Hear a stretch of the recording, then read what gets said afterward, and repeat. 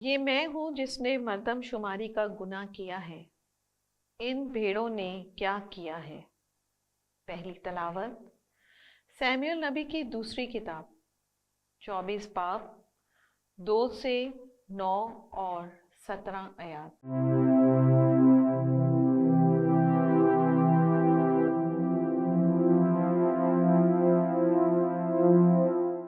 उस वक्त दाऊद बादशाह ने लश्कर के सरदार योआब से, जो उसके साथ था, कहा कि इस्राएल के सब कबीलों में दान से लेकर बेरे शबा तक घूम और लोगों को गिन, ताकि मैं जानूं कि लोगों का शुमार कितना है।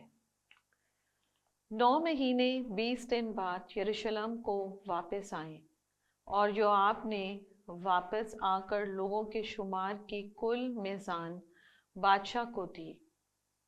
तो इस्राएल के 8 लाख आदमी बहादुर तलवार चलाने वाले और यहूदा के 5 लाख मर्द थे। लेकिन लोगों का शुमार करने के बाद दाऊद का दिल बेचैन हुआ और दाऊद ने खुदावन से कहा, जो कुछ मैंने किया इसमें मैंने बड़ा गुनाह किया।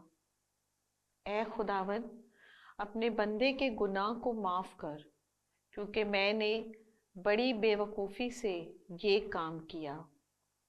जब दाऊद सुबह को उठा तो खुदावन जाद नबी से, जो दाऊद का गैबीन था, हम कलाम हुआ और कहा, जा और दाऊद से कह कि खुदावन यूं फरमाता है, मैं तेरे सामने 3 आफतें रखता हूँ, तू अपने लिए इनमें से एक चुन ले, तो वो मैं तुझ पर नाजिल करूँगा।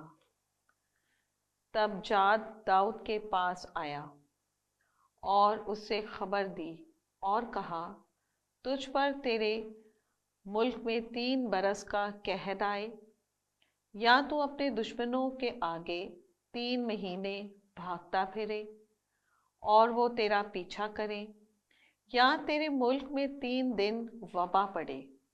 अब तू सोच ले और देख कि मैं अपने भेजने वाले को क्या जवाब दूं। दाऊद ने जाद से कहा कि ये मेरे लिए निहायत दिक्कत की बात है, पर हम खुदावन के हाथ में पड़े, क्योंकि उसकी रहमतें बहुत हैं और मैं आदमियों के हाथ में ना पड़ूं। सो दाऊद ने वबा कबूल की और खुदावन ने इसराइल पर सुबह से लेकर मुकर्रर वक्त तक वबा भेजी। 100 लोगों में से दान से लिए बेरे शबा तक 70,000 आदमी मर गए। और जब फरिश्ते ने अपना हाथ इसराइल पर बढ़ाया कि उसको तबाह करे, तो खुदावन ने उनकी मुसीबत पर तरस खाया और फरिश्ते को, जो लोगों को हलाक कर रहा था, कहा, बस अपना हाथ थाम। और खुदावन का फरिश्ता अरूना पियूसी के खलियान के पास था।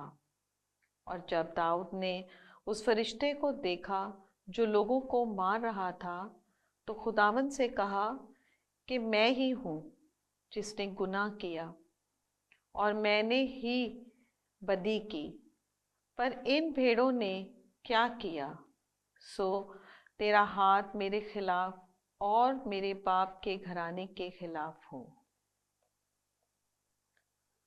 पाक कलाम के पढ़े और सुने जाने पर खुदा की बरकत हो, खुदा का शुक्र हो। ज़बूर और जमायती जवाब। ऐ खुदावन, मेरी खता की बदी बख्श दे।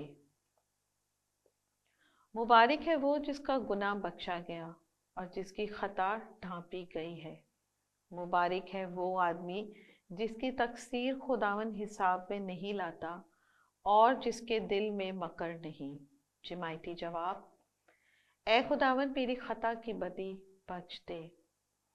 मैंने तेरे पास अपने गुनाह का इकरार किया और अपना कसूर नहीं छुपाया।